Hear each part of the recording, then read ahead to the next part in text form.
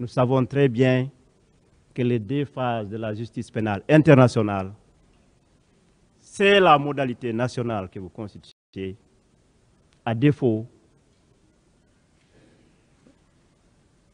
les tribunaux internationaux, particulièrement représentés par la Cour pénale internationale. En dehors d'une capacité ou d'une volonté, ce procès allait se retrouver loin de nous et manquer par la même occasion son aspect pédagogique. C'est les lieux. L'ingratitude n'est pas le propre de chez nous. Je remercie le chef de l'État pour avoir manifesté cette volonté.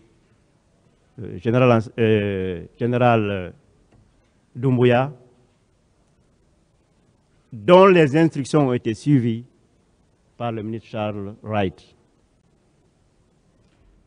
Travail qui va être continué avec le ministre Yaya Kairaba-Kaba. Monsieur le Président, je salue le courage de nos confrères de la défense. Défendre, c'est parfois un travail très ingrat. Ils ont mené avec brio. Ils sont entre le marteau et l'enclume. Défendre le droit et la vérité. Chers confrères, soyez-en remerciés. J'ai souvent été de votre côté. Je sais ce que ça vaut, tant pour le public qu'envers les personnes que vous défendez. Monsieur le Président, un remerciement particulier doit aller également à l'endroit de la partie civile. Ses confrères et consoeurs ont porté ce fardeau durant de longues années, sans même savoir que un procès pourrait avoir lieu, n'ayant que ces victimes, ces pauvres victimes, devant eux, et sans avoir les mots justes souvent pour les consoler. Soyez-en remerciés sans exception. Monsieur le Président, nous avons eu un ministère public respectueux des droits de la défense. Dès les premiers jours, un mot a été retiré ici sur le champ, sous la direction de Monsieur le procureur de la République. Et tout le long, Monsieur le procureur de la République et ses substituts ont fait preuve d'attention et de respect. Nous savons également que plusieurs personnes travaillent dans l'ombre. C'est votre service de greffe, ce sont les médias, la sécurité, les gens du projet. Soyez-en également remerciés. Nous rendons hommage à nos parents, à notre famille, à nos maîtres. J'ai cité les deux principaux, mais je voudrais de ne pas citer le professeur Théodore Olo qui nous a encadrés au DEA. La professeure Carmen Lavallée à la thèse au Canada. Karamoko Samba qui nous a enseigné le Coran. Et à travers eux, toutes les personnes qui nous ont enseigné, qui nous enseigneront également. Monsieur le Président, assez souvent on garde la bonne chose pour la fin. C'est pour moi un grand honneur de vous voir ici, présider avec fermeté, mais avec sagesse, cet important tribunal. Ce procès historique, le premier du genre, pour juger les crimes les plus graves. Monsieur le Président, ces hommages s'adressent également à vos assesseurs, titulaires comme suppléants. J'ose espérer qu'un moment, puisqu'il est souvent dit que la Guinée n'est pas représentée dans les juridictions internationales, dans un proche avenir, j'ose espérer vous voir tous et toutes au sein de ces juridictions internationales pour délivrer à bon droit la justice. Monsieur le Président, ces exposés liminaires nous permettent de vous présenter l'ossature de notre intervention. Je persiste encore à dire qu'elle ne sera pas longue. Nous allons rapidement survoler quelques faits, des aspects de la procédure. La question ayant été posée ici, nous reviendrons rapidement sur la compétence et la recevabilité avant de venir à l'ossature même de notre plaidoirie qui consiste fermement à indiquer que les crimes commis le 28 septembre 2009 et les jours qui ont suivi ne sont pas des crimes ordinaires. Ce ne sont pas d'actes isolés perpétrés sur des civils isolés, mais résultent d'une politique en tout conforme à l'article 7 du statut de Rome et qui constituent des crimes contre l'humanité. Et nous verrons également que ces crimes ne sont pas des crimes que l'on peut imputer à des entités, ce qui est contraire au droit pénal. On se souviendra que dans un jugement de Nuremberg, il était bel et bien dit que les crimes internationaux ne sont pas commis par d'entités, mais plutôt par des êtres humains. Et ce tribunal, à nos jours, que ce soit dans le cadre interne ou international, la responsabilité pénale est bel et bien individuelle. Nous reviendrons sur notre constitution de partie civile, la nature de nos réparations. Nous présenterons les prétentions finales avant de terminer par des remarques conclusives.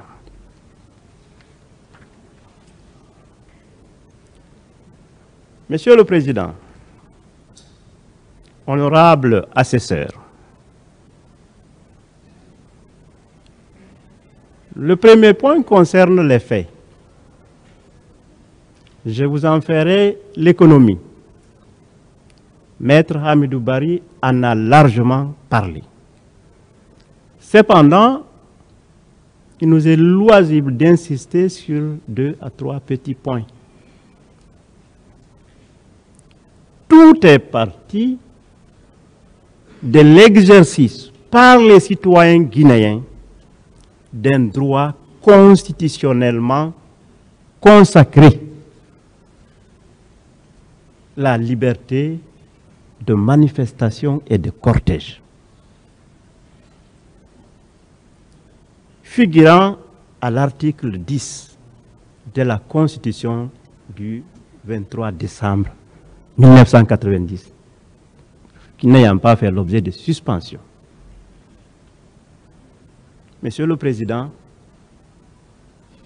sous un régime démocratique, la seule manière pour la population de présenter ses doléances aux décideurs, eh bien, c'est l'usage pacifique de la réunion de la manifestation et du cortège. C'est ce qu'avait fait ce jour-là la population civile guinéenne. Pour dire quoi? Pour exprimer leur opposition au consensus qui a été trouvé, celui de remettre le pouvoir dans l'ordre civil. Fin 2009, n'ayant pas eu lieu, reporté à 2010. Puisque dans la cité, on commençait, comme il a toujours été de coutume ici en Guinée, de demander au président d'Addis de rester, tandis que l'autre groupe demandait à partir conformément au consensus obtenu. Ce jour-là, les leaders politiques et la population dans son ensemble se sont retrouvés au stade, pacifiquement, entonnant l'hymne national, priant dans la joie et dans la gaieté. En lieu et place, Monsieur le Président, de dépêcher d'émissaires pour entendre ces doléances, ces manifestants paisibles ont été accueillis par des salves de coups de feu. Les femmes ont fait l'objet de viols et autres exactions sexuelles d'une autre nature. Les biens ont été pillés. Distinction n'a pas été faite entre vieux et jeunes, hommes et femmes. Il suffisait d'être civil pour faire l'objet d'exactions. Monsieur le Président, la scène du crime ne s'est pas arrêtée au stade. Il s'est étendu dans les quartiers. Les exactions ne sont pas limitées dans le temps et les jours et semaines suivants. Nous avons connu des pogroms. Nous avons enregistré des fosses communes. La Guinée a certes, comme tous les pays du monde, enregistre souvent de telles tragédies. Mais de mémoire, on n'en avait pas enregistré de tels crimes en Guinée. L'ampleur de l'horreur ne concernait pas seulement les Guinéens, mais l'humanité toute entière a été secouée dans sa dignité. La dignité étant le substrat de ces droits, droits qui ne sont pas octroyés par une quelconque autorité, mais qui sont consubstantiels à l'être humain. Puisque s'agissait de l'atteinte à la dignité de l'humanité, Monsieur le Président, une sorte de levée de bouclier s'est levée à travers le monde. Donc, l'ampleur de l'horreur n'a eu d'égal que la fermeté de la communauté internationale. La communauté internationale appelée quoi? Sur le champ, la Guinée, en vertu de ses obligations, de respecter et de faire respecter les prescrits du droit international, se doit de réprimer de telles exactions.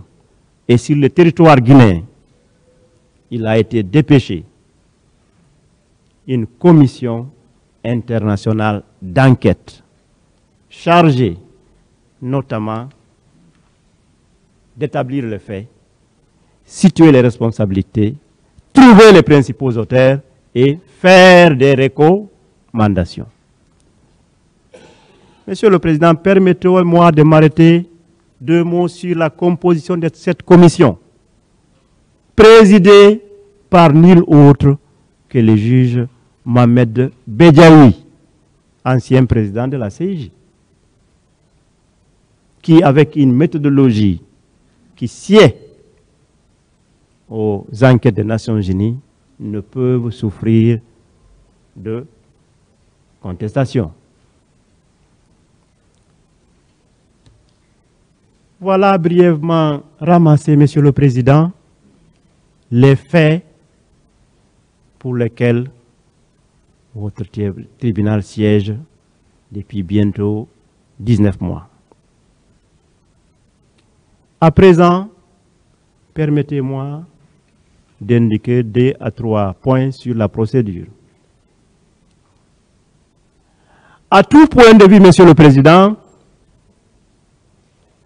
ce procès n'est en rien différent d'un procès pénal ordinaire.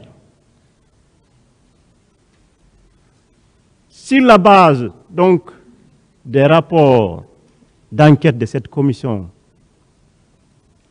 internationale d'enquête, comme il se doit,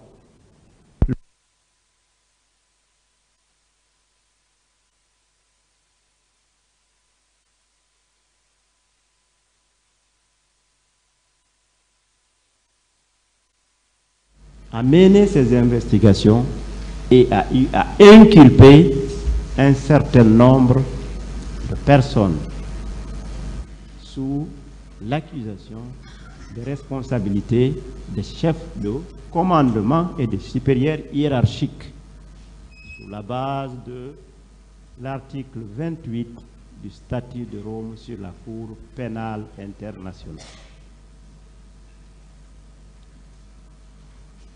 À la suite de cette inculpation et de l'instruction, en 2017, l'ordonnance de renvoi était disponible. Il s'en est suivi, Monsieur le Président, toutes les voies de recours. Cour d'appel, Cour suprême. Parce que nous n'étions pas d'accord que des crimes contre l'humanité soient requalifiés en crimes ordinaires. Après la Cour suprême, l'affaire est revenue ici, avec vous. Monsieur le Président, je le disais tantôt, les inconvénients ordinaires d'un procès pénal sont très courants. Vous avez eu à gérer. Un incident est arrivé de procédure. Ici, lorsqu'on est revenu sur cette question de requalification, nous étions en train presque de boire notre petit lait lorsque le poursuivant principal, le parquet, nous a rejoints. Le parquet qui était opposé à toute idée de crime contre l'humanité, après avoir écouté les parties, les témoins, les accusés, visionné les documents audiovisuels, le parquet, à bon droit, a sollicité une requalification des faits en crime contre l'humanité. Sollicitation que nous avions déjà fait une année auparavant. C'est à l'issue de cela, à bon droit également, Monsieur le Président, où j'avais décidé de joindre une telle décision au fond. C'est ce qui nous permet aujourd'hui à la clôture du débat, de prendre la parole devant vous.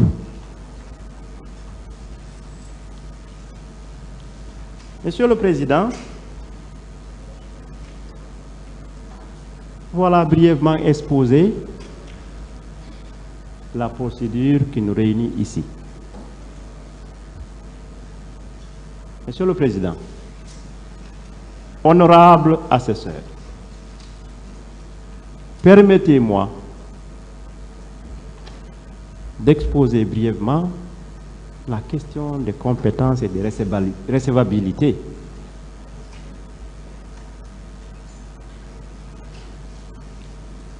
La compétence de votre tribunal n'est pas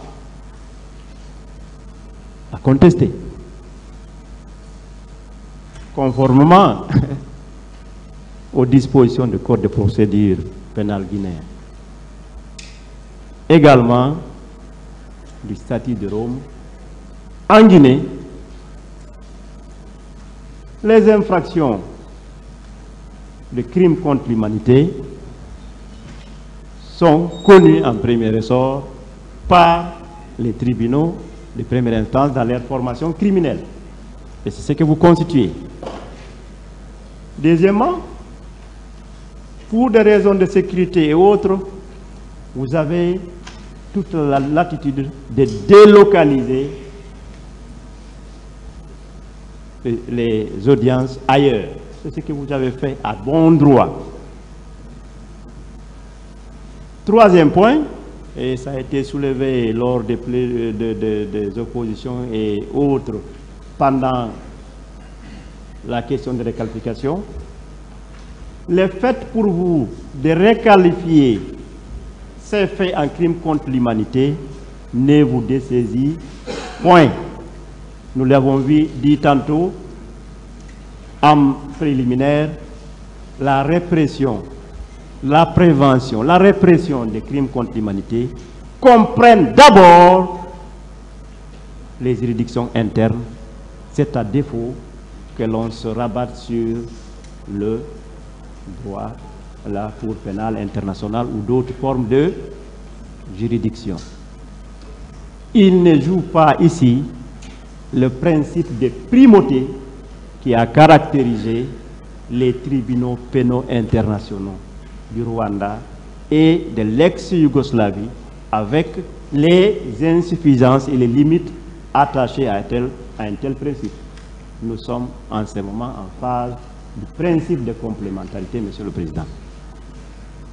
Ce qui nous permet de dire que vous êtes bel et bien compétent pour entendre cette présente affaire de crimes contre l'humanité et que la cause est recevable. Monsieur le Président, honorable assesseur, après ces points de compétence et cette compétence et de recevabilité, permettez-nous à présent d'évoquer la question lancinante mais fondamentale de qualification en crime contre l'humanité. Pour cela, nous allons brièvement évoquer quelques points. Et je crois que la résolution de ces points nous permet d'aller en profondeur et rapidement sur cette question. On sait très bien, quand les jeunes veulent s'orienter, ne connaissent pas les mathématiques, je vais en sciences sociales, après je ferai droit. Monsieur le Président, bien que venu des sciences sociales, le droit procède d'une logique mathématique implacable. Je crois que sa beauté réside même ici. Ces faits, dans le cadre du système guinéen, par rapport au droit international, ne peuvent être que des crimes contre l'humanité, avec une applicabilité et une invocabilité directe devant le juge national que vous êtes. Ce sont ces points que nous allons développer. L'applicabilité directe du statut de Rome en droit guinéen ou la condition tenant au système considéré. Nous l'avions souligné rapidement à la fin d'une audience ici. La répétition est pédagogique. Monsieur le Président, il est courant et ordinaire que la réception du droit international en droit interne obéit assez souvent à ces deux systèmes. Le système dualiste propre à Ancelotti et autres, et le système moniste en matière de droit international. Monsieur le Président, la Guinée obéit au système moniste. Cela signifie quoi? Que le droit international, comme le droit interne, constituent le même système. Il n'y a pas besoin de médiation législative pour qu'un traité régulièrement ratifié soit transposé directement dans les droits internes pour produire ses effets. Monsieur le Président, il ne fait l'ombre d'aucun doute que le traité, le statut de Rome, est un traité international.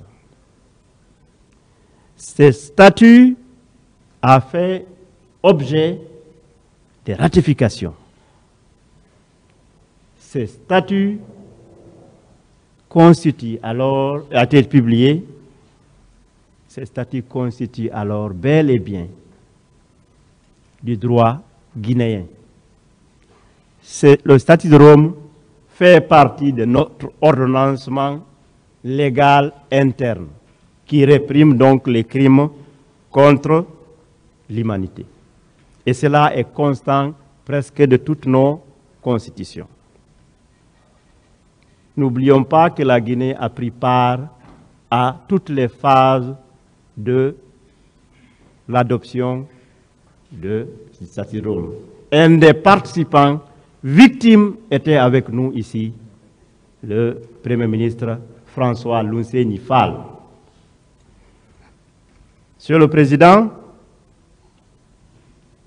en conclusion, il existait bel et bien dans l'arsenal juridique guinéen une incrimination des faits constitutifs des crimes contre l'humanité.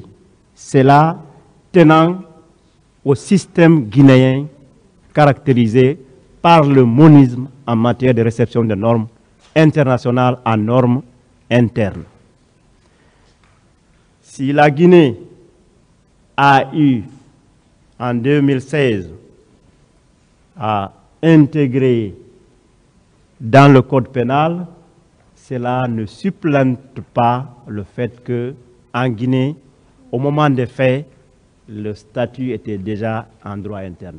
La Guinée l'a fait en respectant la Convention de Vienne sur les droits des traités, qui doit être observée de bonne foi, le principe pacta sunt servanda. Et observation de bonne foi peut prendre diverses formes qui peut être l'adoption de mesures législatives, administratives et autres.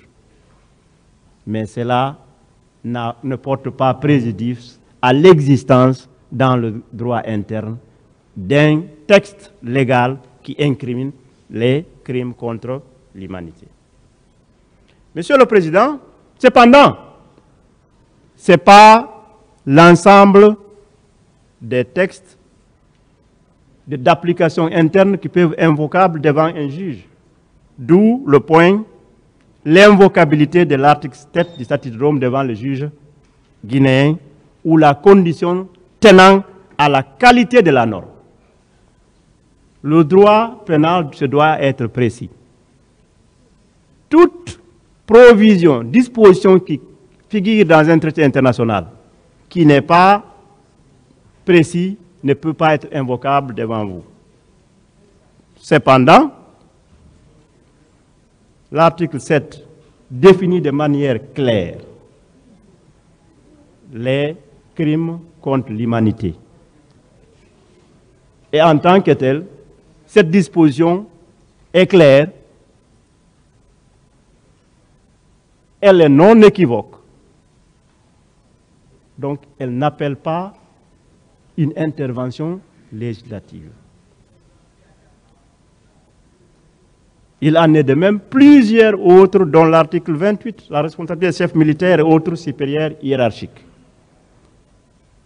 Ainsi, en particulier, il y a lieu, Monsieur le Président, de considérer que les faits du 28 septembre 2009 passent avec brio les tests nécessaires pour son application interne.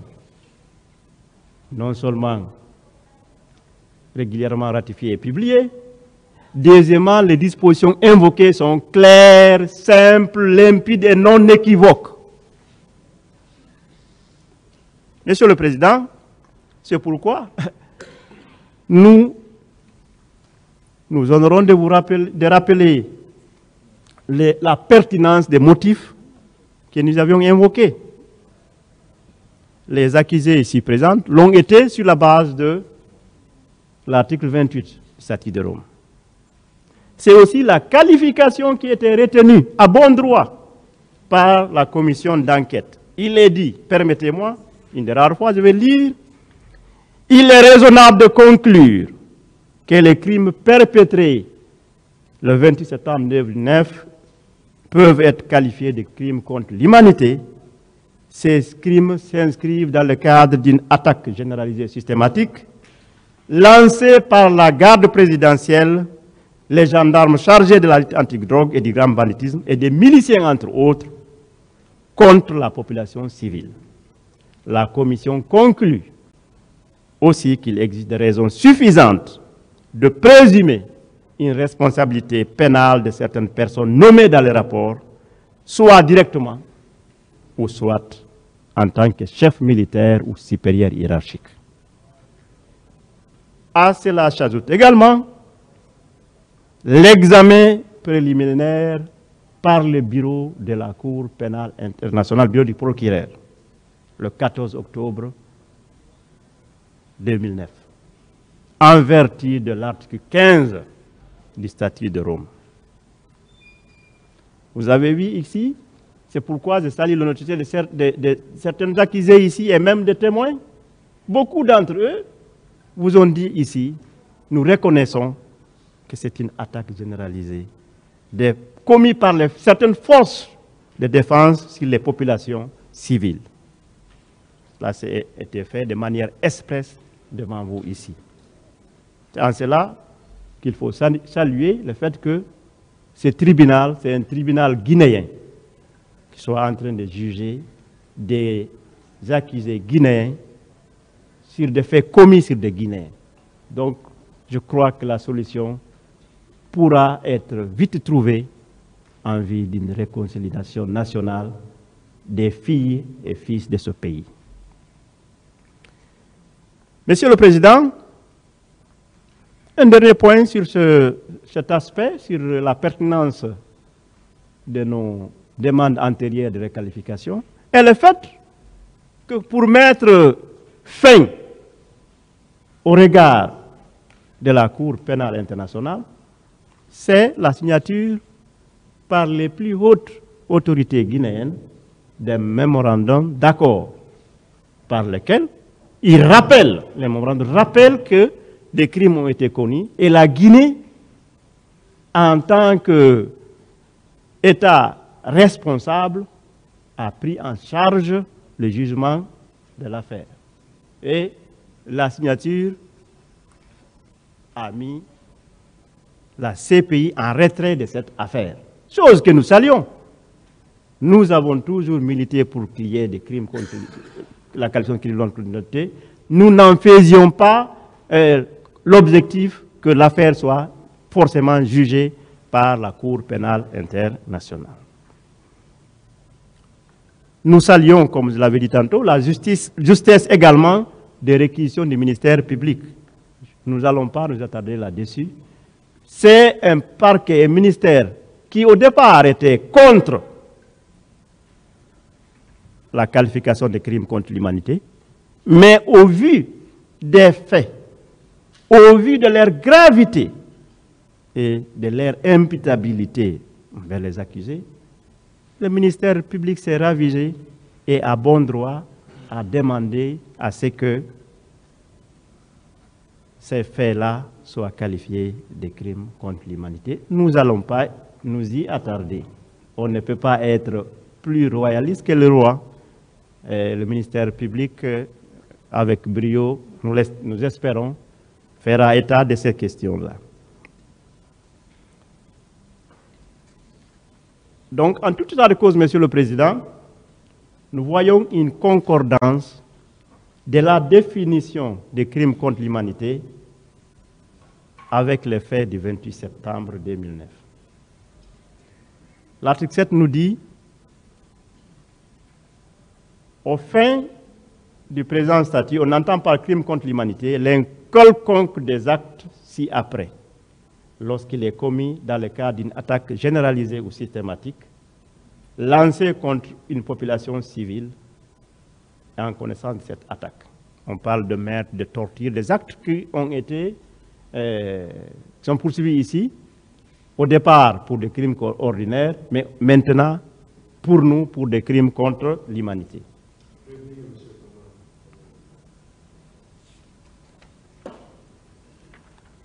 Monsieur le Président, cette définition, il importe de voir 3 éléments simplement. Il faut qu'il y ait une attaque généralisée ou systématique. Il faudra qu'elle soit dirigée contre une population civile. Il faut qu'il y ait le mens rea, la connaissance de cette attaque. Monsieur le Président, il est dit ici une attaque soit généralisée ou soit systématique. Mais notre cas est un cas d'école. Les faits du 28 septembre vont au-delà. Elle ne prend pas la question d'alternative. Elle cumule le caractère généralisé et systématique. Alors que la conjonction ou permettait l'un ou l'autre. Ce jour-là, comme je le disais tantôt, il suffisait d'être civil et être au stade pour faire objet de tortures, de viols et de disparitions. Et c'était également généralisé par le nombre de victimes, par le modus operandi. La nature des infractions nous fait croire que ces personnes-là qui commettaient ces actes ne les faisaient pas au hasard. Donc, première condition, il faut qu'il y ait une attaque généralisée. Et nous avons vu que si on colle au fait, l'attaque était bel et bien généralisée ou systématique. Le second point, il faut que cela soit dirigé contre une population civile. Monsieur le Président, là également, ce n'est pas pour rien, on n'écrit pas crime contre l'humanité tous les jours. Il faudrait un certain seuil. Dans la population civile, on ne vise pas des civils isolés. Le collectif prédomine ici sur l'individuel.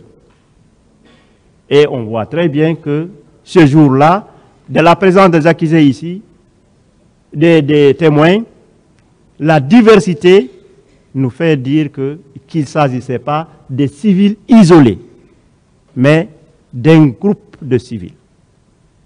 Donc, ces points également est respecté dans ce cas d'école que nous appelons les massacres du 28 septembre 2009. Mais, comme on le sait, en matière pénale, l'un des éléments les plus saillants, c'est l'aspect psychologique. Il faut qu'il y ait une connaissance de cette attaque. Monsieur le Président, c'est là où intervient tout le caractère concerté, planifié de l'attaque du 28 septembre 2009. Nous avons vu ici plusieurs témoins dire que ces miliciens, ces gardes, disaient « on ne vous a pas dit de venir, donc venez pour le pouvoir, donc vous allez récolter ». Donc, il y avait un soutien entre les deux groupes, les différents groupes qui attaquaient les populations civiles. C'était pour but de détruire, pour but de faire mal, pour donner une leçon. Donc ce n'était pas des crimes isolés. C'était bel et bien en connaissance d'une attaque. Donc l'élément spécifique est remarqué ici, Monsieur le Président. Également, c'est pour cela, comme on dit, la meilleure défense, c'est l'attaque. Nous l'avons vu lors des observations sur la requalification. Il a été dit que lorsque le tribunal, votre auguste tribunal, va retenir la qualification de crime contre l'humanité, c'est tout le droit pénal, ces principes fondamentaux qui vont s'écrouler. Nous voudrions solennellement vous dire ici que ce n'est pas le cas, Monsieur le Président. Ce procès est en toute conformité au procès juste et équitable, parce qu'il remplit, il renferme les principes fondamentaux. On vous a dit, on dira que le principe de l'égalité des délits et des peines ne serait pas respecté si vous appliquez l'article 7. Nous n'avons pas à revenir là-dessus. La base légale est l'article 7 et qui est d'application en Guinée au moment des faits. Il comble également donc l'un des principes sacro-saints, la question de non-rétroactivité de loi pénale. Nous ne demandons pas, vous le constaterez, l'application pour ces faits précis, le Code pénal de 2016. Nous nous en tenons aux dispositions du statut de Rome, notamment l'article 7 et 28. Monsieur le Président, sur ce point donc de requalification, nous sollicitons encore, nous réitérons que vous puissiez retenir les accusés sous cet angle-là, puisque les faits sont imparables et imputables à eux. Ça me permet d'évoquer le point qui suit, qui est l'imputabilité sous le chef des responsabilités militaires et des supérieurs hiérarchiques, sans m'y étendre, faisant partie du collectif de Maître Hamidou Bari, il en a largement évoqué. Nous faisons nôtre ces éléments sans revenir point par point sur les accusés. Nous disons que pour retenir ces personnes sur cet angle, il faut l'application donc de cette disposition de l'article 28. Parce qu'il est dit ici, ce n'est pas simplement celui qui a tenu l'arme en matière de crimes de masse qui importe, mais c'est également celui qui a donné l'ordre. C'est aussi celui qui s'est abstenu. Pour être bref, nous avons vu des militaires de haut rang au stade. Celui qui a pu réussir à sauver les leaders avait la possibilité, la faculté de sauver la population civile. Monsieur le Président, le fait de ne pas savoir qu'il y ait que de crimes étaient en train de se commettre au stade, c'était une chose. Mais le fait de ne pas vouloir savoir en est une autre. Lorsqu'on est commandant militaire, on est chef de l'État, on est ministre de la Santé, avec tous les services de renseignement, quelque chose qui se déroule à quelques pas d'une présidence, on était censé connaître. Et les accusés ici présents n'ont fait que côté les leaders de Grappin, parce que simplement, si un de ces leaders mourait, je suis certain que c'est le régime qui s'écroulait. Nous sommes convaincus donc que ce ne sont pas des actes de générosité qui avaient animé les personnes qui ont extrait les leaders du stade, mais plutôt une stratégie de se maintenir au pouvoir. C'est un élément important. Et vous avez vu, Monsieur le Président, au stade, pour vous dire qu'il y avait un contrôle effectif des chefs militaires sur les supplétifs, les miliciens. À chaque fois qu'ils ont dit à un d'entre eux de cesser une exaction, l'exaction a cessé. Donc, contrairement à ce qui est avancé, que l'armée était désorganisée, l'armée était désarticulée, ces jours, ce n'était pas le cas. Donc, un des éléments qui permet de caractériser cette responsabilité des chefs militaires était là. Il y avait un contrôle effectif de ces chefs sur les subordonnés. Et ils en avaient les moyens. Tout le monde s'est étonné de voir ici, dans cette barre, des chefs militaires dire qu'il y avait une centaine de morts. Mais nous n'avons rien fait, parce que tel pourrait nous empêcher de le faire. Alors que le militaire, c'est pourquoi il bénéficie du plus grand respect. Ils ont déjà donné leur âme à la nation. Donc ce n'était que des stratagèmes. C'est pourquoi, Monsieur le Président, vous voudriez bien, votre tribunal voudra bien retenir pour des faits de crimes contre l'humanité.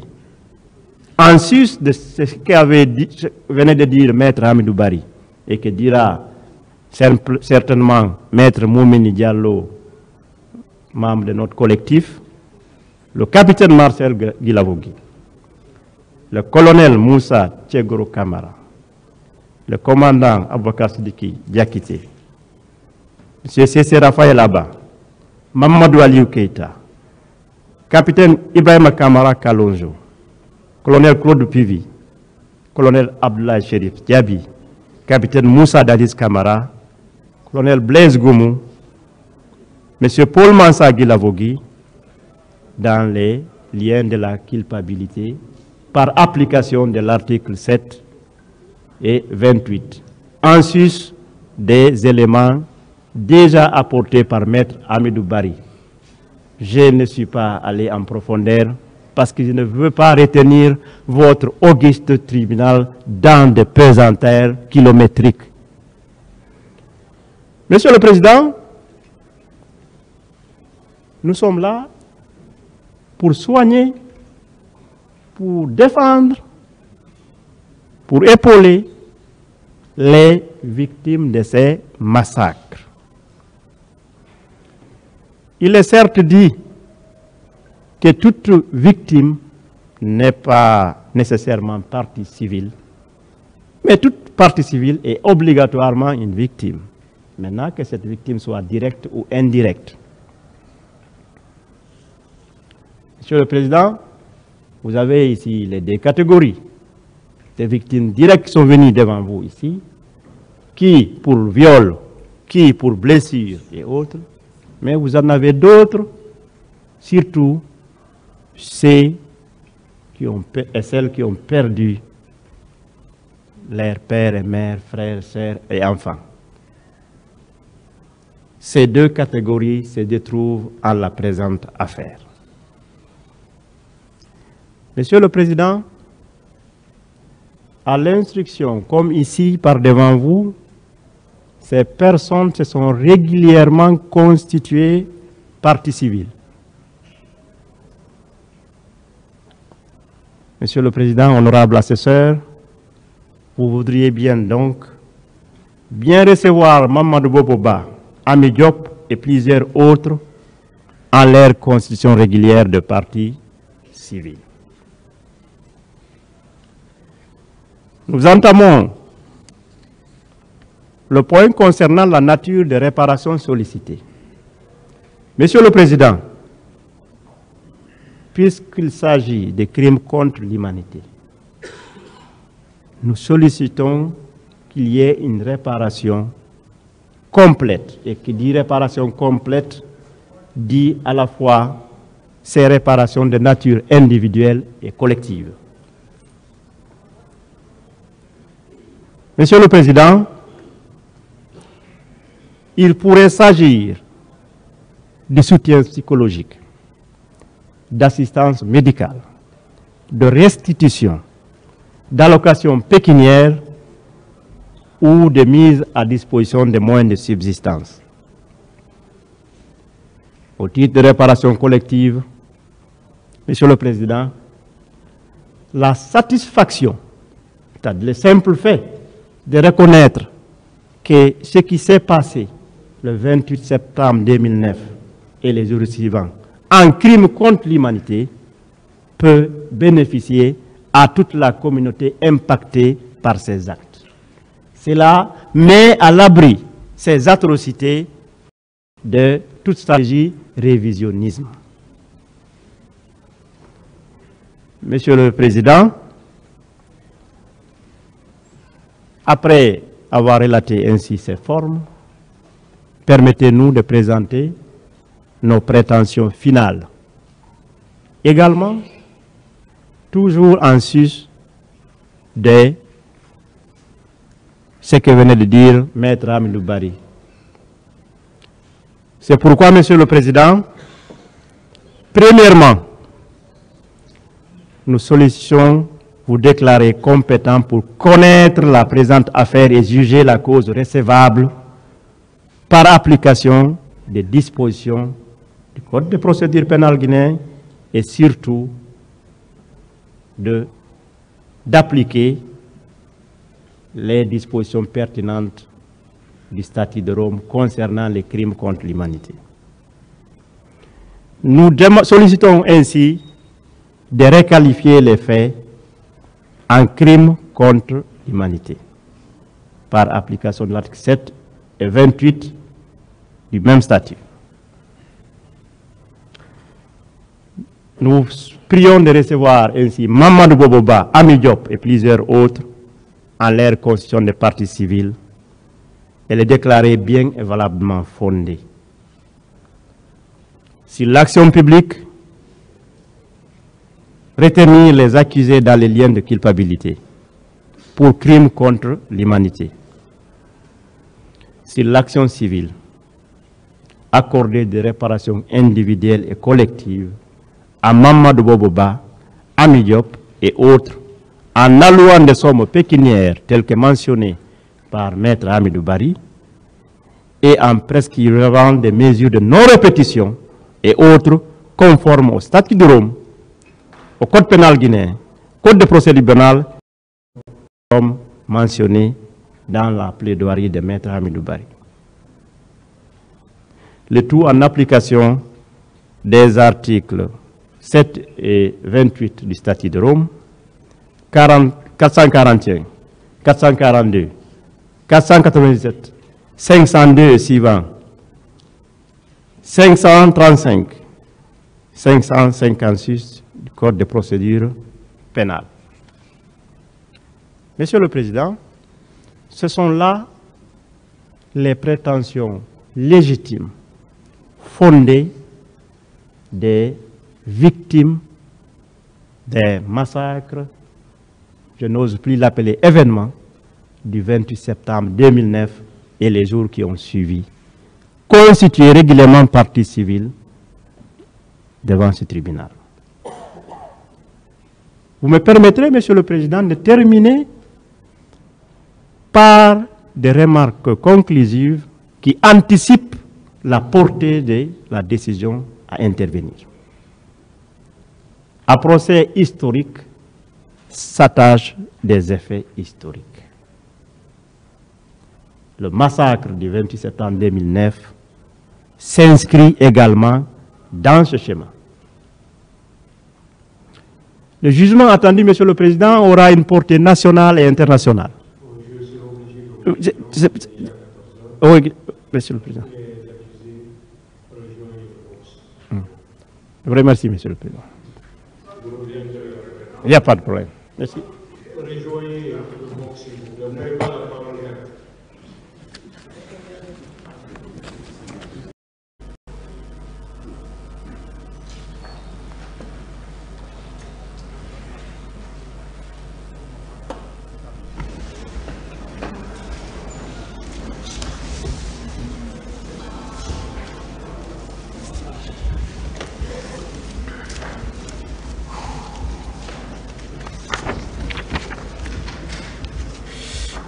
Ministère public contre M. C.C. Raphaël Abba, M. Marcel Guilavogui, M. Claude Pivi, M. Moussa Kiegboro Kamara. Venez, s'il vous plaît.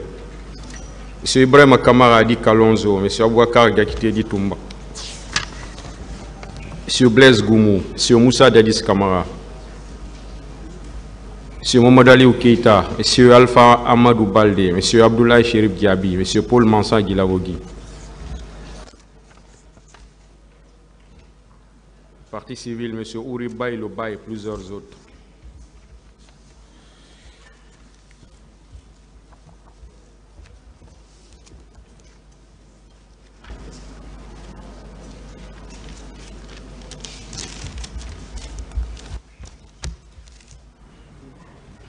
Maître Kerno Suleiman Barry.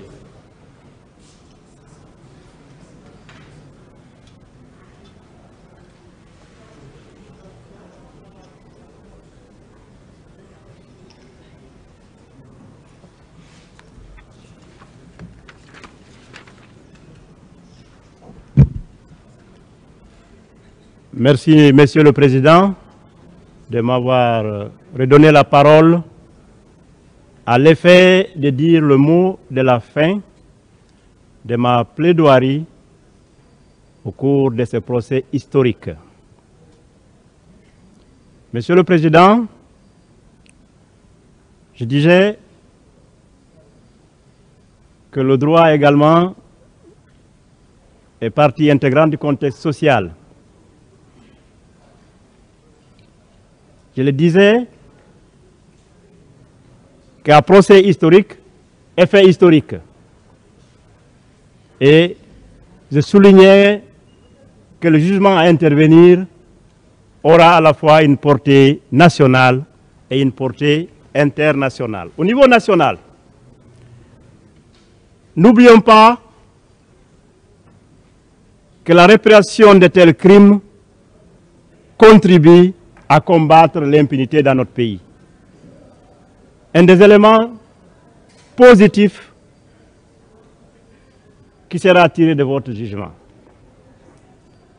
Monsieur le Président, même en matière de droit processuel, votre manière de mener ce débat, surtout en évacuant tout aspect de nature à porter préjudice au tissu national, pourra servir d'exemple ultérieur pour des cas similaires. Nous avons tous compris, en Guinée, il y a un sujet sur lequel nous ne devons pas nous amuser, c'est ce qui fonde la Guinée. Et votre manière de faire, c'est du droit processuel pragmatique. Monsieur le Président, toujours au niveau national, n'oublions pas, comme je l'ai dit tout au long de ma plaidoirie, que la justice occupe une position centrale. Et le jugement que vous rendrez servira de base également pour des exemples de ce genre. N'oublions pas qu'il y a eu d'atrocités de ce genre certains sont déjà prescrits, mais peuvent faire partie de la justice transitionnelle ou d'autres peuvent encore être dans le cadre de la justice classique. Je pense que le travail effectué ici servira un exemple majeur. Mais à mon avis, ce qui va être encore le plus important, c'est surtout sa portée internationale. Votre jugement, à l'instar de l'arrêt Tadic, sur la définition même des crimes contre l'humanité,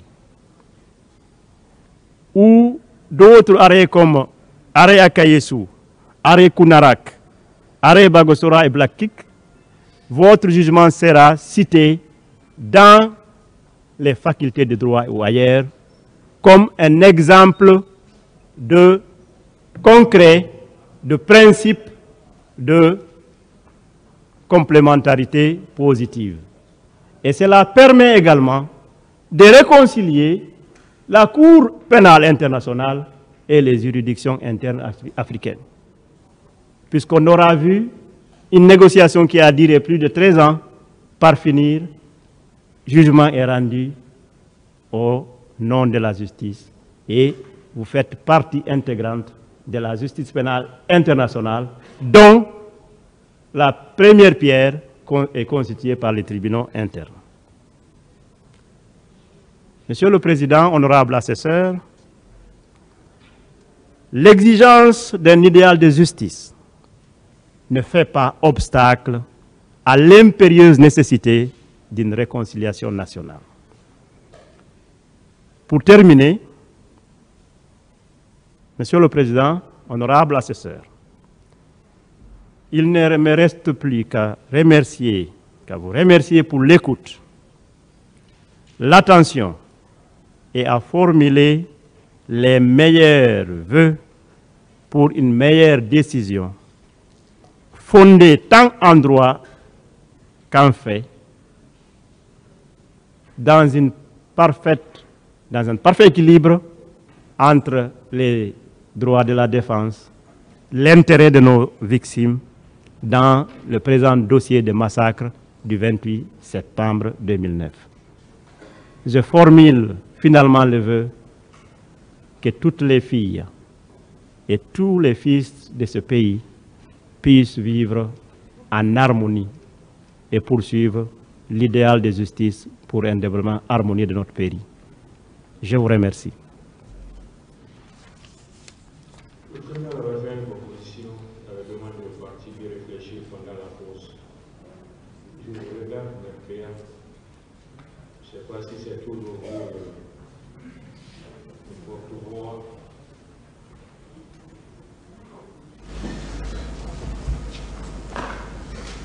Vous avez besoin de micro?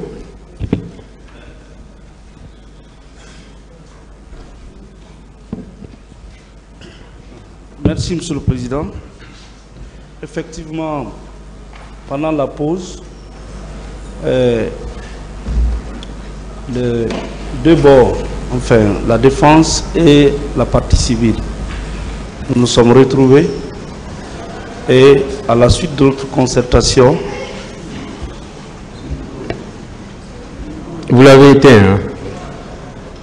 Donc, à la suite de notre concertation, nous avons souhaité que le programme soit maintenu, que le statu quo soit maintenu. Parce qu'il est pratiquement difficile pour nous d'être là du lundi au vendredi. Nous avons d'autres contraintes et qui ne peuvent pas nous permettre d'être totalement coupés de nos cabinets respectifs. Donc nous vous prions, Monsieur le Président, comme on s'était entendu à l'entame de cette procédure, que vous acceptez qu'on continue avec le même rythme. Nous avons le souci qui vous anime et nous le partageons. Mais nous vous prions de nous comprendre également. Je vous remercie, Monsieur le Président. Le ministère public a quelque chose à dire sur la proposition.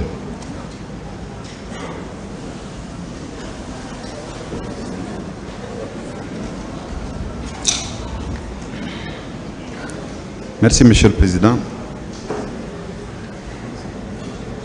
Si ça ne tenait qu'à nous, Monsieur le Président, nous souscrivons entièrement à la proposition faite par le tribunal, c'est-à-dire que nous continuons d'affiler du lundi jusqu'au vendredi et que nous ramenions l'heure, comme vous l'avez proposé, le début des audiences.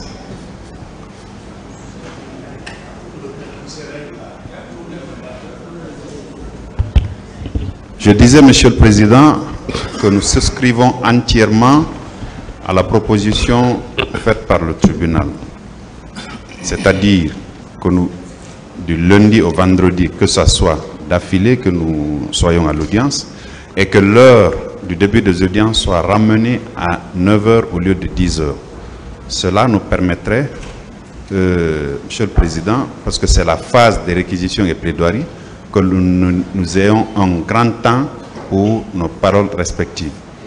Mais je comprends la préoccupation des conseils des différentes parties. Si cela n'est pas tenable, au bas, Monsieur le Président, que nous partions jusqu'au jeudi. Je vous remercie. On va partir jusqu'au jeudi au moins. Pourquoi c'est pas bon? Bon, en 2 mots, hein, pourquoi c'est pas bon? Monsieur le Président, c'est pas bon parce que nos cabinets sont presque fermés au rythme déjà adopté ici. Et nous ne recevons nos clients et nous nous occupons de toutes les autres affaires de nos cabinets que seulement les jeudis et les vendredis. Oui, mais si on adoptait ça pour 1 mois, 2 mois et finir une fois pour toutes, pour vous occuper maintenant de vos clients entièrement. Si nous le faisons, nous fermerons nos cabinets. Nos clients vont nous quitter. Nous sommes d'une profession libérale. Alors, ce sont nos cabinets qui nous font vivre, monsieur. Moi, je suis président du tribunal, je reçois vos cabinets. Hein. Voilà. Je les reçois, je sais que les cabinets ne sont pas fermés. Oui, mais j'ai dit, si on acceptait d'être là les jeudis et les vendredis, on risquerait de fermer. C'est le risque. D'accord, on va évoluer alors. Alors on va évoluer. Oui. Je pense qu'on ramène alors pour un premier temps, on commence à partir de 9 h les audiences. Ça, personne ne dira qu'on va fermer nos cabinets à cause de ça. Voilà. Donc à partir de demain, on commence à 9 h, à partir de 9 h. Maître Moumini.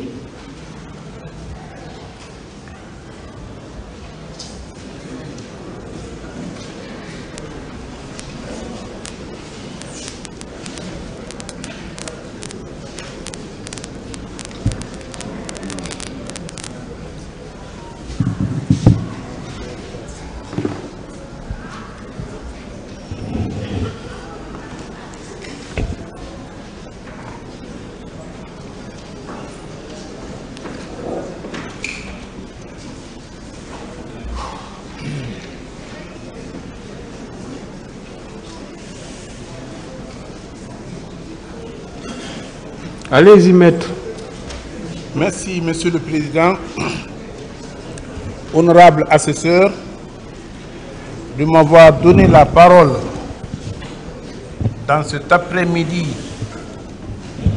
de ce lundi 13 mai pour représenter ma plaidoirie par rapport aux événements du 28 septembre 2009 au nom et pour le compte des parties civiles.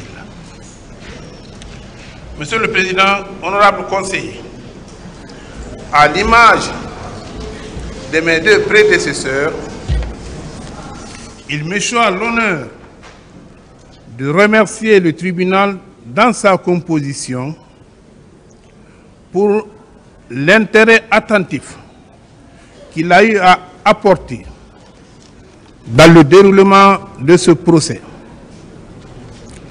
Je vais remercier également les empéreurs de poursuite, qui sont les parquetiers, qui ont tout mis en œuvre pour faire comparaître ici devant vous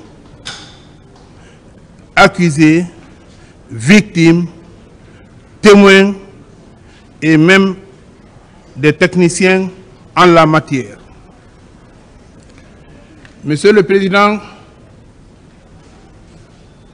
mes remerciements vont également à votre greffe qui a tenu la plume pendant 1 année et demie, sans se fatiguer, en notant mot pour mot tout ce qui se passait ici. Monsieur le Président, honorable assesseur, avec votre permission, mes remerciements vont aux confrères de la Défense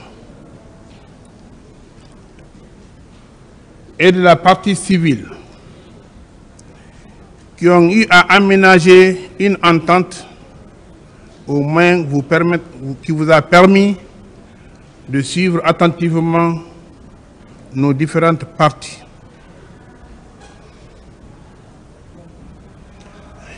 Également, je remercie les services de sécurité qui, pendant tout ce procès, se sont aménagés à nous assurer cette sécurité.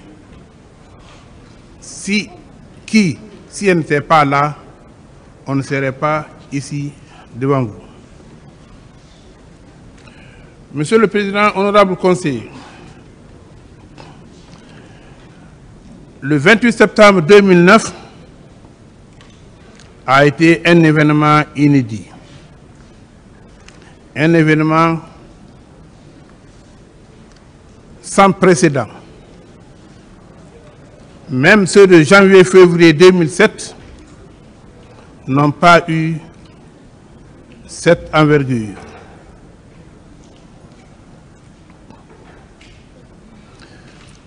Monsieur le Président, qu'il me soit permis de présenter géographiquement d'abord notre pays avant de venir sur le plan politique ayant amené ce carnage le 28 septembre 2009. Cette Guinée dont il s'agit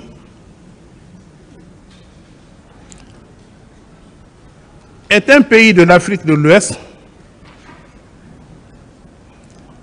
avec une superficie de 245 000 km² et une population de près de 12 millions d'habitants. Évidemment, avec un scandale géologique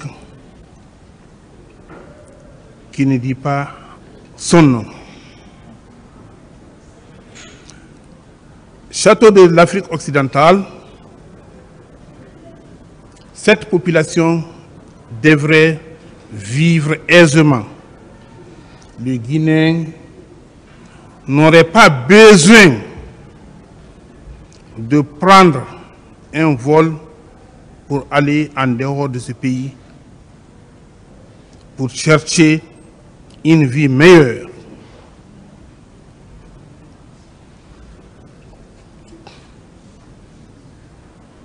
C'est en raison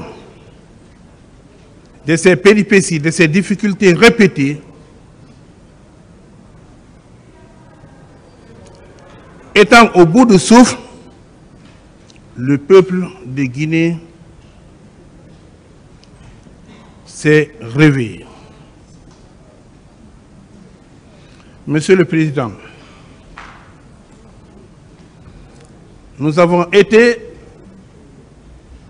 le Guinéen a été le premier pionnier pour l'indépendance africaine. Le 28 septembre 1958, le Guinéen a eu le courage, parmi les pays opprimés, à dire non aux colons français. Ce qui nous a valu l'indépendance. Après l'indépendance, obtenus, ce pays a été géré par le défunt feu Ahmed Sékou Touré pendant 26 ans. Après lesquels la gestion du pays est revenue aux militaires sous la houlette du colonel Lansana Conté à l'époque.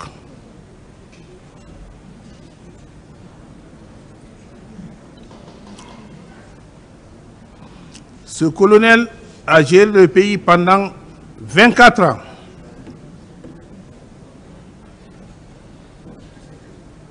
Après lesquels nous nous sommes retrouvés encore de nouveau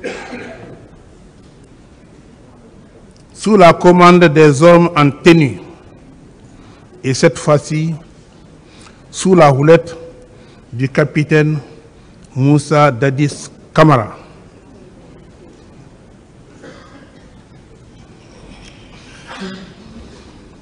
Monsieur le Président,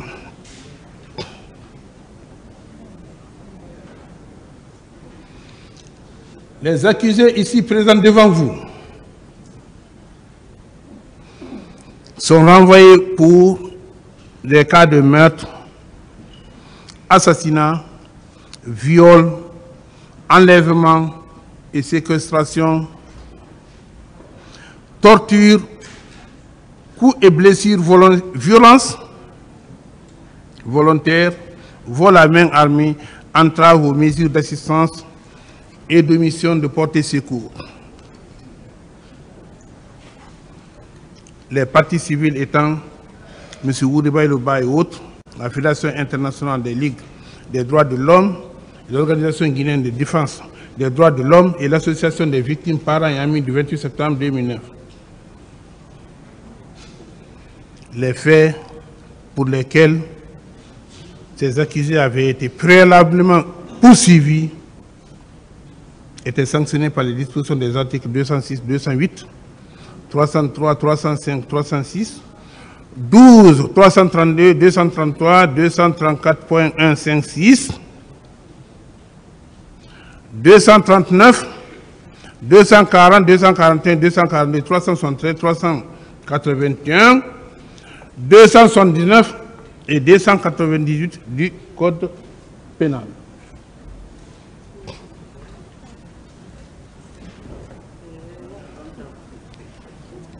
Avec votre permission, Monsieur le Président.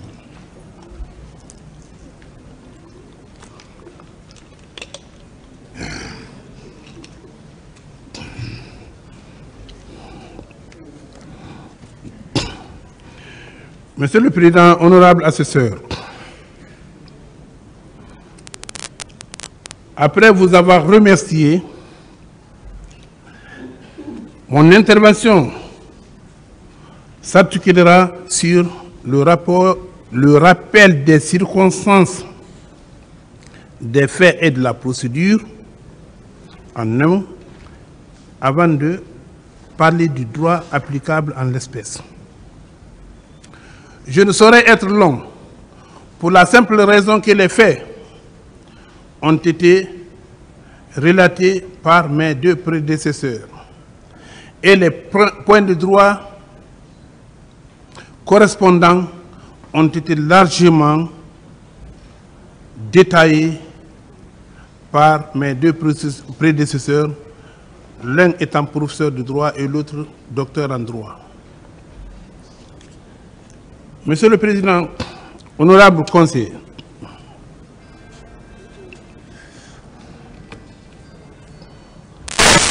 le 22 décembre 2008,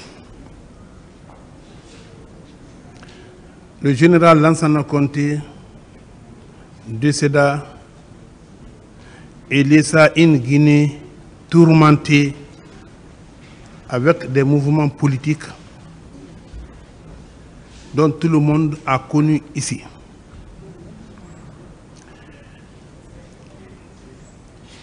Cette nuit du 22 décembre, après l'annonce du décès du président général Lansana Conté par le défunt Samparai, président de l'Assemblée d'alors, les Guinéens ont été surpris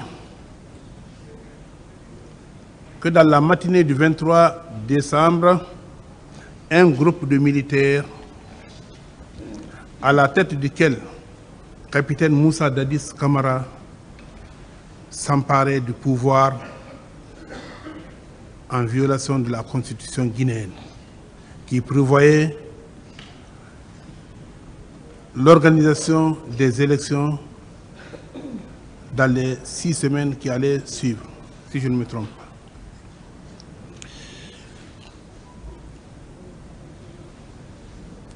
Monsieur le Président,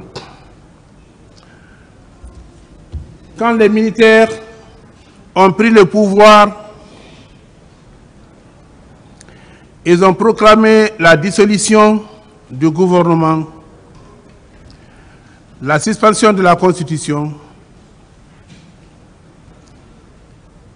et le président de l'Assemblée qui devrait assurer l'intérim pour les 60 jours, les 2 mois précisément, n'avait plus la possibilité de le faire.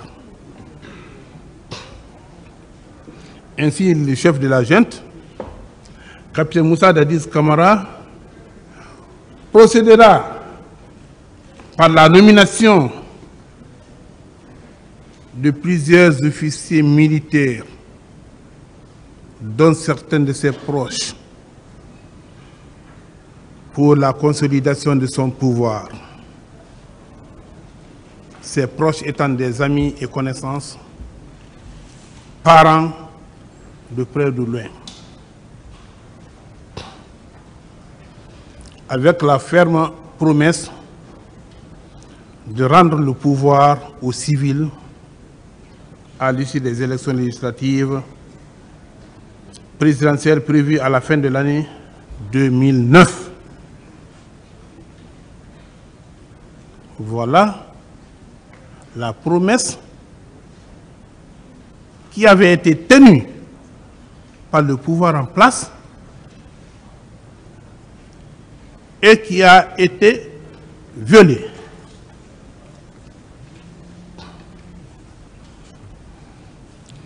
Monsieur le Président, après la prise du pouvoir, le 27 décembre 2008,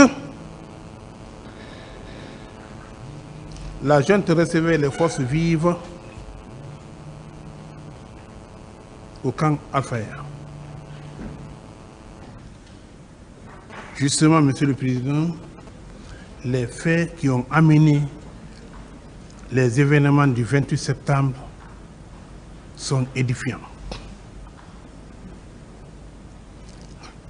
À cette date du 27 décembre 2008, le capitaine Dadis a réaffirmé devant les forces vives de la nation son intention de rendre fermement le pouvoir après les élections de 2009.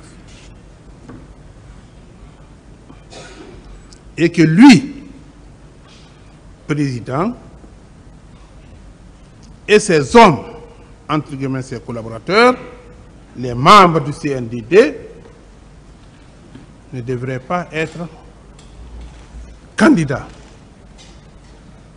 à ces élections, mettant en confiance la société civile.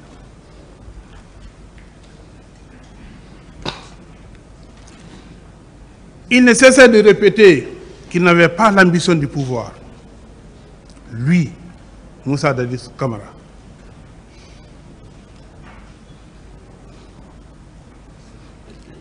Étant entendu qu'il avait dans son programme de rationalisation du pays pour s'installer, pour avoir la confiance des hommes, des Guinéens, figurait la révision des conventions minières, la lutte contre la criminalité, la drogue et les détournements des deniers publics.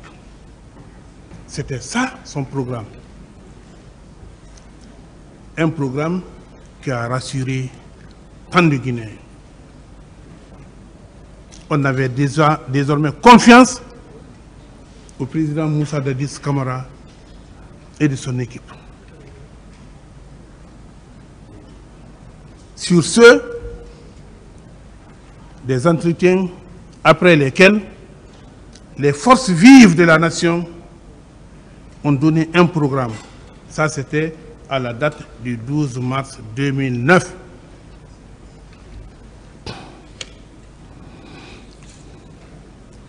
Ce programme avait été bien ficelé par les forces vives après de multitudes de rencontres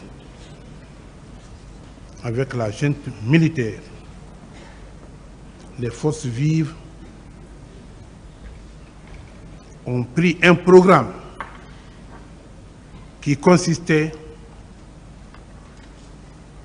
à l'élection en décembre 2009, aux élections présidentielles.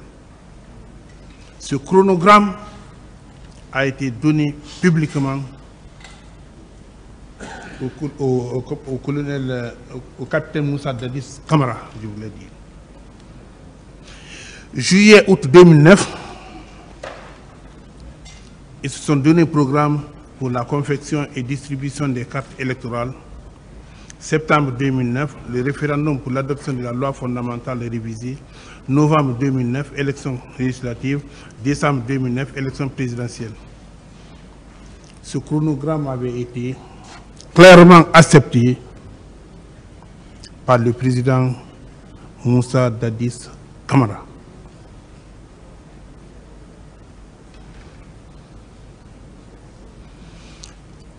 Monsieur le Président, honorable assesseur, à l'initiative de certains proches du président Dadis,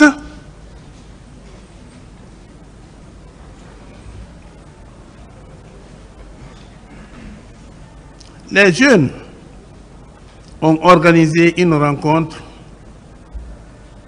au stade du 28 septembre, au cours de laquelle un similaire de programme a été donné par le président Moussa Dadis Camara, confirmant les intentions des forces vives de la nation pour les élections de décembre 2009. Au stade, il y a eu des oppositions de la jeunesse qui a crié haut et fort que les élections ne sauraient être tenues en décembre 2009, mais plutôt ils préfèrent que ce soit en 2010.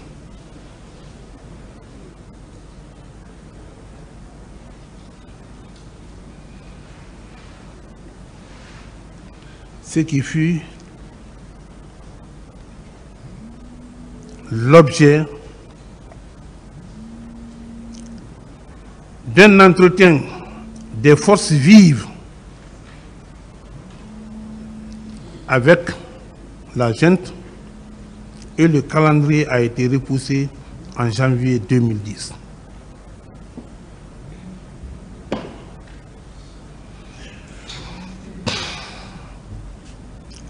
Suite à ce programme, voilà que des sorties intempestives du capitaine président ont mis en doute la confiance préalablement portée en lui.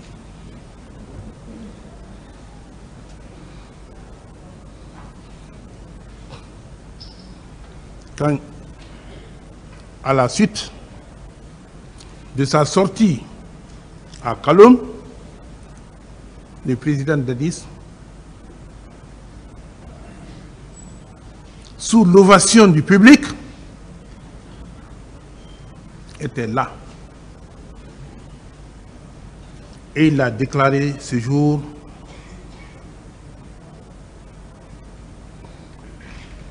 que personne n'est né militaire,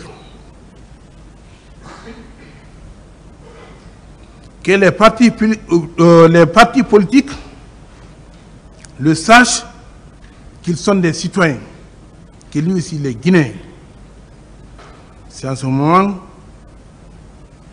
qu'il est citoyen comme eux, ils sont citoyens comme lui.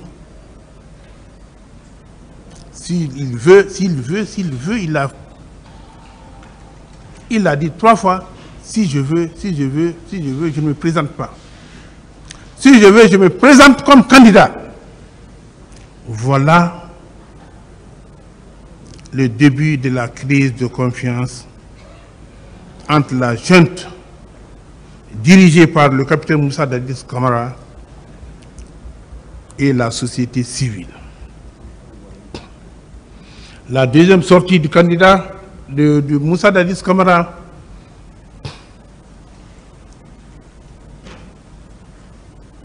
suite à la présentation du chronogramme ont mis les partis politiques en mal avec la junte.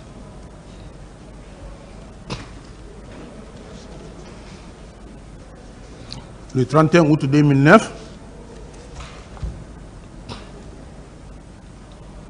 le capitaine a invité les forces vives à une rencontre qui a été refusée.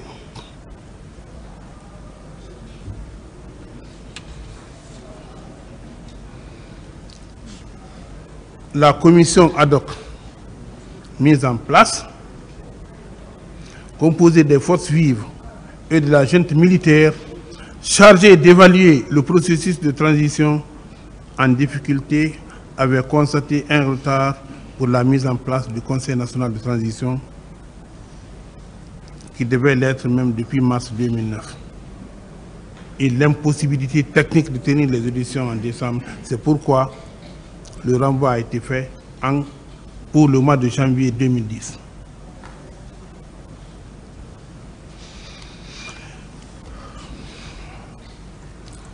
Au regard du comportement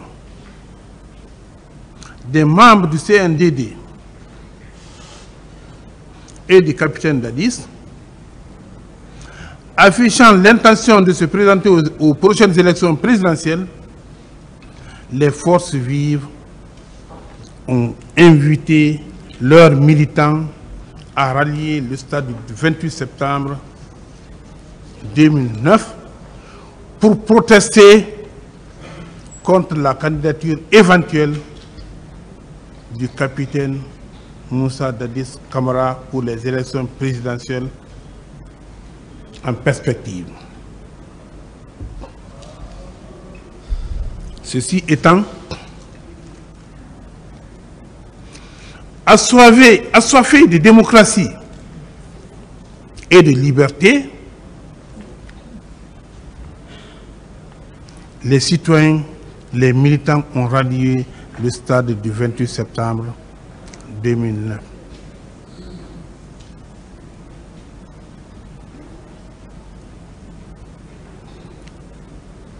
À l'intérieur du stade, des prières se faisaient. L'hymne national entonné. Et en fond sonore, on entendait « Liberté, liberté ». Cette liberté a été de courte durée, parce qu'à 11 h, des bérets rouges armés de fusils ont fait irruption dans le stade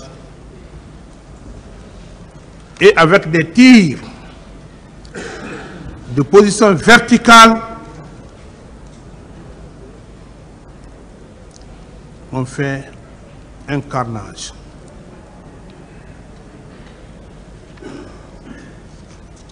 Les civils désarmés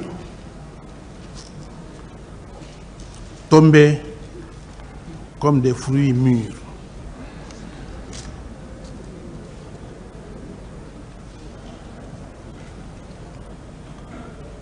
Parmi les assaillants,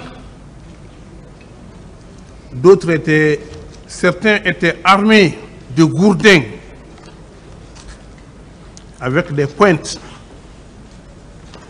des poignards empoisonnés appelés Rambo.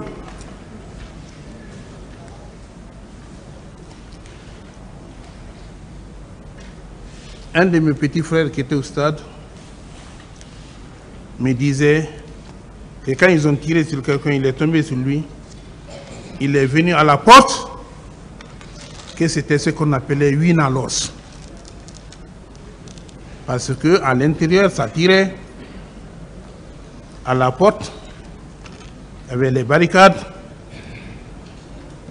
De qui avait un gourdin avec des pointes, de qui avait un poignard. Et il y avait une haie d'honneur pour ceux qui devaient mourir. Il fallait silencer. Si tu ne peux pas prendre si tu ne veux pas prendre une balle à l'intérieur, il faut prendre un coup de poignard à la sortie.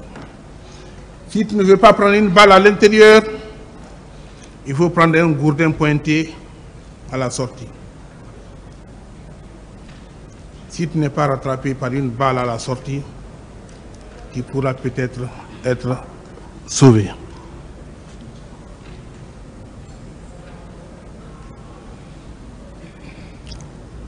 Les assaillants ne se sont pas limités à tuer, mais ils sont passés à un acte plus cruel, le viol. Des viols collectifs à ciel ouvert ont été perpétrés contre nos sœurs. Quand le procès a commencé, j'ai reçu une victime qui m'a expliqué son cas.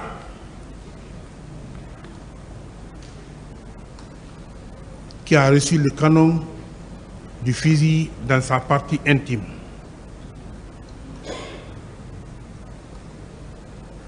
Mais je l'ai dissuadé, je l'ai calmé.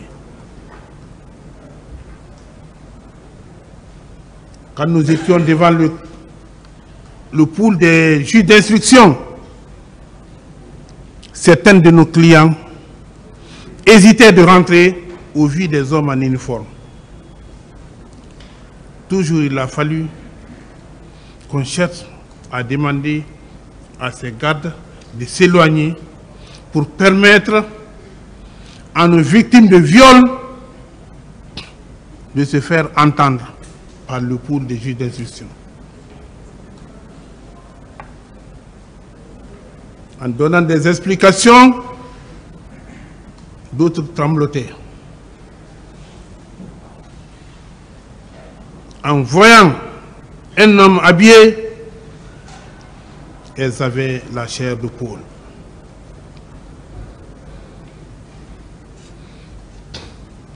Monsieur le Président,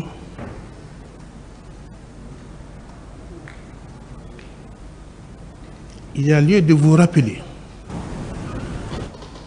que suite à la sortie de Dadis à Bouribiné, ayant affiché son intention ferme d'être candidat, des mouvements ont été créés, des mouvements de soutien et d'opposition à cette candidature ont été créés dans la haute banlieue de Conakry. Les mouvements Dadis doivent rester ont été créés ou Dadis sous la mort. Et d'autres, par contre, Dadis doit partir, ont été là.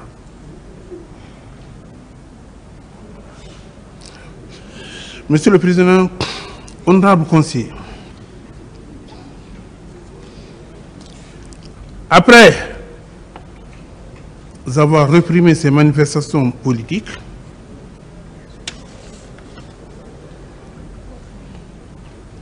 il me reviendra la charge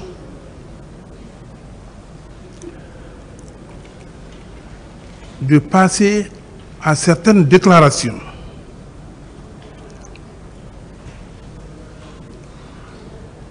La déclaration de certains accusés qui sont passés ici. Comme vous le savez, ils sont renvoyés pour des faits que j'ai déjà cités ici.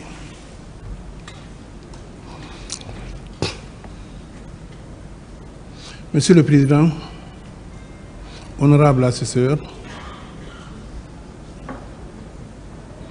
ont défilé devant vous ici pour leur déposition. Accusés, témoins et partie civile.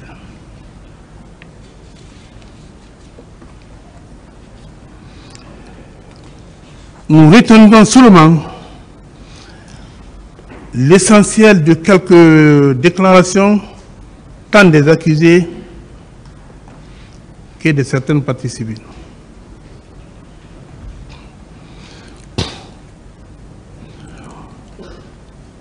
Prenant le cas de l'accusé C.C. Raphaël Laba,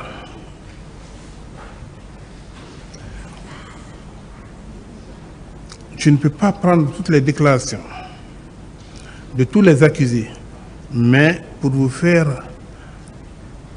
la lumière sur certains passages saillants de ces déclarations, je prendrai quelques-unes.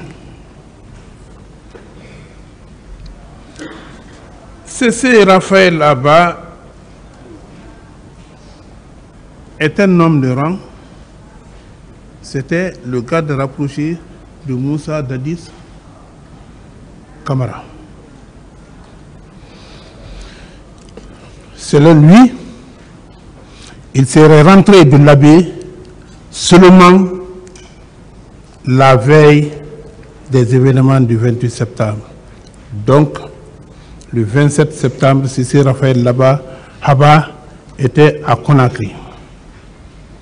Qu'il avait, suite au voyage, bénéficié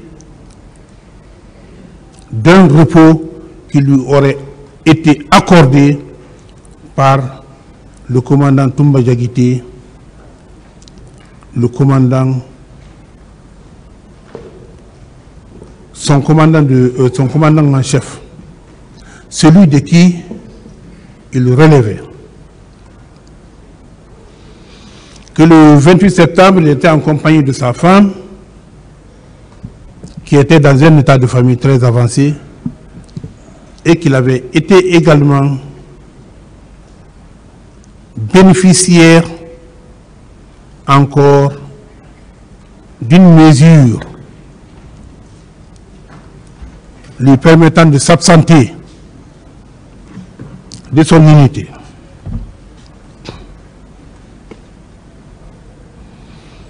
Il déclarait avoir constaté à la veille du départ pour l'abbé la présence d'un groupe de plus de 300 personnes venues de Kaléa pour la présence et qui serait dirigé par un certain Bamba. Et que l'adjudant-chef du bataillon Ibrahim Sanou était celui chargé de la planification des hommes et rendait compte directement au commandant du régiment, le président Moussa Dadis Camara.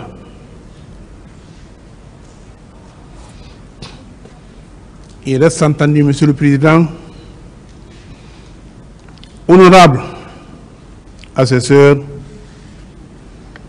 que ces déclarations ne sauraient disculper l'accusé C.C. Raphaël Laba. Pour la simple raison que il a déclaré avoir bénéficié d'une journée de repos qui ne pouvait correspondre à la journée du 28 septembre, une prolongation du 29 septembre au 2 octobre, après une deuxième prolongation de congé jusqu'au 8 octobre. Pourquoi, en sa qualité d'homme de rang de militaire, il a pu bénéficier de 3 congés successivement? Dans le cadre militaire, des hommes en rang, il ne peut pas le faire. Il ne peut pas le bénéficier. Soit on est malade, on est à la maison, soit on est en déplacement. Là, au maximum pour une semaine. À de rares occasions, on donne une permission de 2 semaines à un militaire. Là, son argumentation ne saurait le disculper des faits pour lesquels il est poursuivi. Parlant de Marcel Guilavogui, il est l'adjoint de l'aide de camp de Moussa Dadis Camara. Donc, il est l'adjoint du commandant Toumba Djeguité.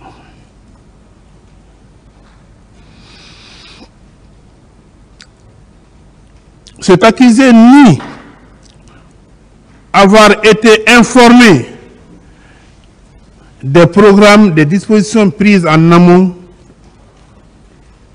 pour la répression des manifestations.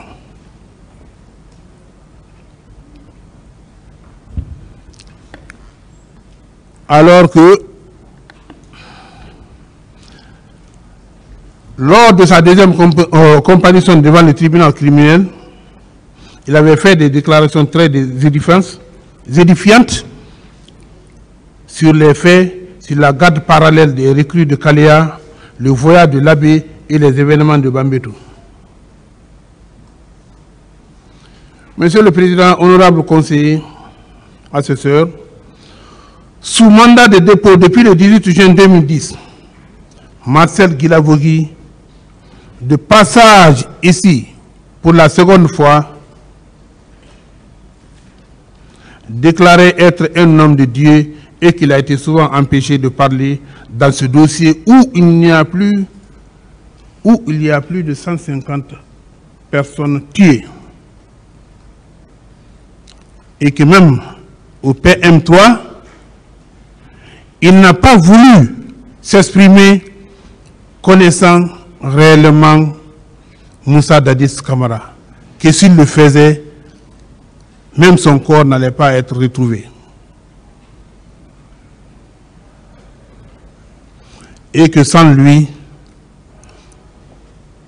et le colonel et le commandant Toumba, que Moussa Dadis ne serait pas au pouvoir.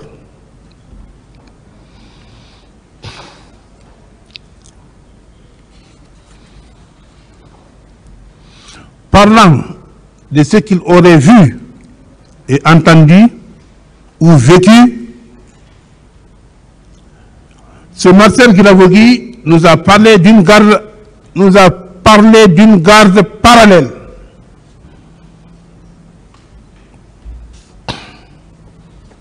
Que le massacre du 28 septembre 2009 serait planifié par cette garde parallèle. Cette garde parallèle était composée du colonel Joseph Makambo, qui était le chargé des opérations à la présidence, le colonel Gounou Sangadé, intendant particulier et homme de confiance du président Moussa Dadis Camara, chargé de gérer les recrues de Kalia, Théodore, qui était régulièrement avec Dadis et constamment à Ouagadougou, et le commandant Begré du camp Koundara, très autoritaire et agressif. C'est la garde parallèle du capitaine Moussa Dadis Camara qui aurait, selon Marcel Guilavogui, planifié et exécuté ou faire exécuter les opérations de carnage au stade du 28 septembre.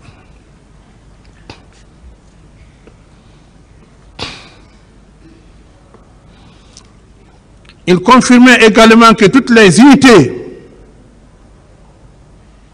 était rattaché à la présidence, au régiment dont le capitaine Moussa Dadis Camara était le commandant et à qui on rendait régulièrement compte.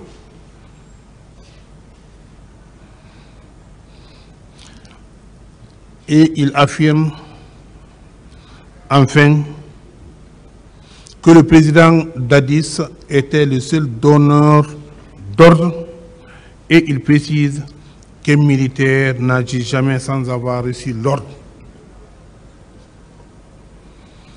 Oui, je confirme ce qu'il a dit, un militaire n'agit jamais sans avoir reçu l'ordre. Paix à l'âme de mon frère, qui était de 90, quand on marchait, on était sur les rails, on voit des gens se chamailler. J'ai dit à mon frère, j'ai dit, mais écoute, tu es militaire, il faut intervenir. Il dit non, ce n'est pas sa mission. Oui, le militaire n'agit pas sans ordre. Tous ceux qui ont agi au stade avaient reçu l'ordre d'agir. Figurez-vous, quand il a été déclaré ici par un accusé qui avait 2 camions de militaires et 6 pick-up, pardon, et 4 pick-up, et chaque pick-up avait 6 personnes. Et chaque personne était munie d'un fusil PMAK. Et nous savons que le militaire guinéen avec son fusil PMAK n'a pas qu'un seul chargeur. Au moins, il peut en avoir 3, au moins. Un chargeur fixé sur le fusil et 2 autres attachés à ce chargeur. Figurez-vous qu'avec 6 fusils d'une seule pick-up, un seul chargeur, une seule balle peut ôter la vie à une seule personne. On prend le chargeur, on procède à un tir horizontal.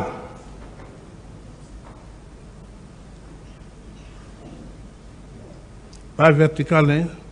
Parce que si c'était vertical, on allait penser à une sommation, à une manière d'effrayer les manifestants. Mais un tir horizontal, c'est une façon, c'est un tir ciblé et qui avait pour objectif de tuer. Et leur mission était de tuer sous la houlette du capitaine Moussa Dadis Camara. Et Marcel Guilavogui n'a pas manqué de souligner que Dadis est entièrement responsable de ces massacres, car du 28 septembre 2009 au 3 décembre 2009, il n'avait pu arrêter personne pour le présenter à la justice, ni faire une adresse de compassion au peuple de Guinée.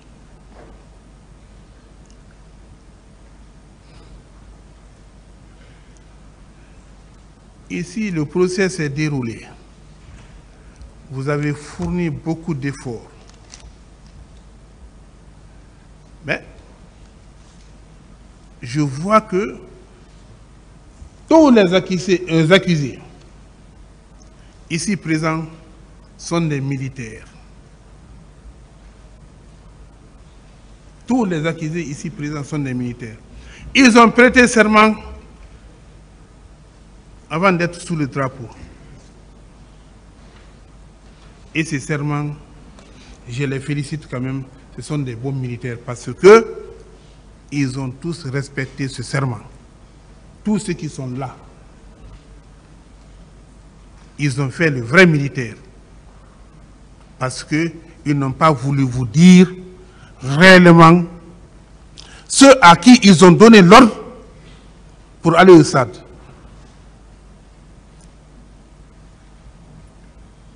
Ils ont donné l'ordre à certains pour aller au stade. Une pick-up qui doit aller avec 6 personnes, il faut que ces personnes-là soient identifiées sur un papier. Un camion qui doit partir avec un groupe d'hommes doit avoir le nombre, les noms et les prénoms des personnes qui seront embarqués. Mais à date,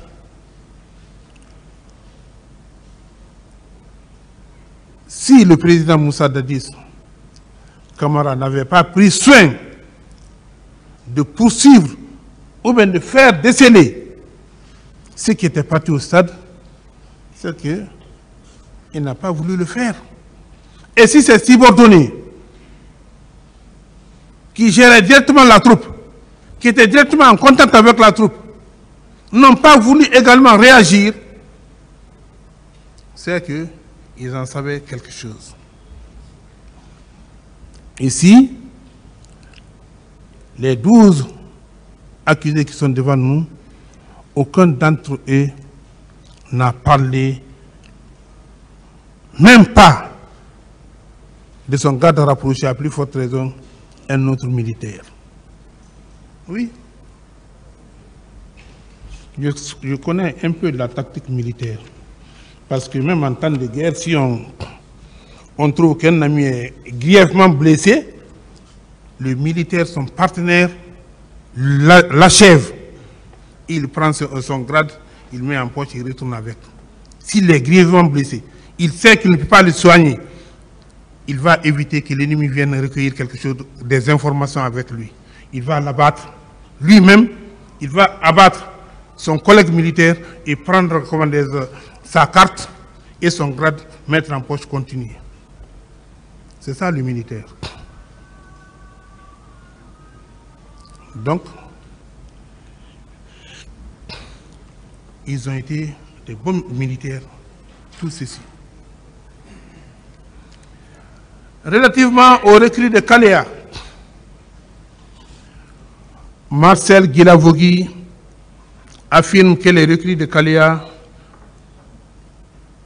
sous le contrôle et la responsabilité du colonel Joseph Makambo Loa, étaient effectivement venus au camp Alpha Diallo.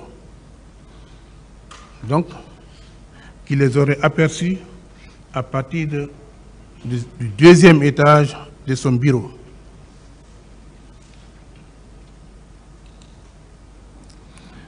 Et que ce sont ces recrues qui furent transportés dans des bus pour le stade du 28 septembre.